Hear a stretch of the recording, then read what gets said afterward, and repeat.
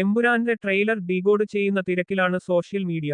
Trailer നൽകുന്ന സൂചനകൾ ഓരോന്നായി എടുത്ത് ചർച്ച ചെയ്യുന്ന തിരക്കിലാണ് സിനിമാ പ്രേമികൾ. ദൈവപുത്രൻ തന്നെ തെറ്റ് ചെയ്താൽ ചെകുത്താനെ അല്ലാതെ വേറെ ആരെ ആശ്രയിക്കും എന്നൊരു വാചകമുണ്ട് എമ്പുരാൻ ട്രെയിലറിൽ.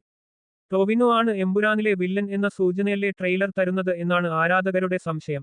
കാരണം ലൂസിഫറിൽ ആശ്രയത്തിലെ അന്തേവാസികളായ കുട്ടികൾക്ക് സ്റ്റീഫൻ പറഞ്ഞുകൊടുക്കുന്ന കഥയിൽ ദൈവമെന്ന് വിശേഷിപ്പിക്കപ്പെടുന്നത് PK രാംദാസും ദൈവപുത്രനായി വിശേഷിപ്പിക്കപ്പെടുന്നത് ടൊവിനോ തോമസുമാണ്. അതിനാൽ തന്നെ എമ്പുരാൻ ട്രെയിലറിലെ ദൈവപുത്രൻ എന്ന പ്രയോഗം വിളിച്ചൂണ്ടുന്നത് ടൊവിനോയിലേക്ക് അല്ലേ എന്നാണ് ആരാധകരുടെ സംശയം.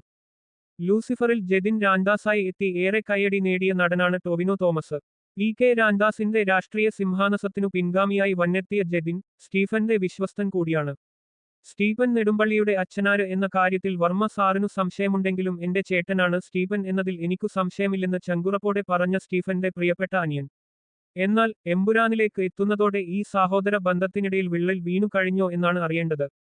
ചെറിയ പ്രായത്തിൽ തന്നിലേക്ക് എത്തിയ അധികാര കസേര ജതിനെ മാറ്റിമറിച്ചോ എന്നുള്ള സംശയവും ആരാധകർ പ്രകടിപ്പിക്കുന്നുണ്ട്. എമ്പുരാൻ ട്രെയിലറിൽ മഞ്ജുവാര്യർ അവതരിപ്പിക്കുന്ന പ്രിയദർശിനി എന്ന കഥാപാത്രം പറയുന്ന ഒരു ഡയലോഗുണ്ട്, മനുഷ്യ ജീവന് മുകളിൽ ഒരു രക്തബന്ധത്തിലും വിലയുണ്ടെന്ന് താൻ കരുതുന്നില്ലെന്ന്. ഇതും ടൊവിനോയിലേക്കാണോ വിരൽ ചൂണ്ടുന്നത് എന്നാണ് ആരാധകർ സംശയിക്കുന്നത്. മലയാളം സിനിമ ചരിത്രത്തിൽ ആദ്യമായി IMAX-ൽ റിലീസ് ചെയ്യുന്ന ചിത്രമാകുകയാണ് എമ്പുരാന്. ഹോളിവുഡ്, ബോളിവുഡ് താരങ്ങൾ അടക്കം വൻ താരനിരയാണ് ചിത്രത്തിലുള്ളത്. എമ്പുരാനിൽ ഫഹദ് ഫാസിലുണ്ടോ എന്ന ചോദ്യത്തിന് മറുപടി നൽകിയിരിക്കുകയാണ് പൃഥ്വിരാജ്. എമ്പുരാനിൽ ഫഹദുണ്ടോ എന്ന ചോദ്യത്തിന് ഫഹദ് ഫാസിലും ടോം ക്രൂസും റോബർട്ട് ഡിനീറോയുമെല്ലാം ഉണ്ട് ഇന്നായിരുന്നു ആദ്യം തമാശ രൂപേണ പൃഥ്വി പറഞ്ഞത്. തുടർന്നാണ് ചിത്രത്തിൽ ഫഹദ് ഇല്ലെന്ന കാര്യം പൃഥ്വി വ്യക്തമാക്കിയത്.